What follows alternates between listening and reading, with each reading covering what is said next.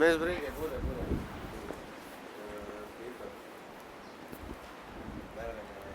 Ne vjerujem do sve. Nisam sad specijalno. Sad vam rekao. O, koji? Pa evo, biti zbog auta. A šta da vam Jer kažem? imamo, da. Šta da vam kažem?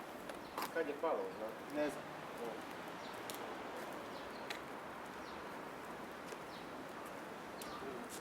Šta da radim? Svako neće, ne, nam pomoći što će raditi. Evo, sad smo baš bili kod Tomaševića za nas testu, pa je rekao da je samo... Pričite do...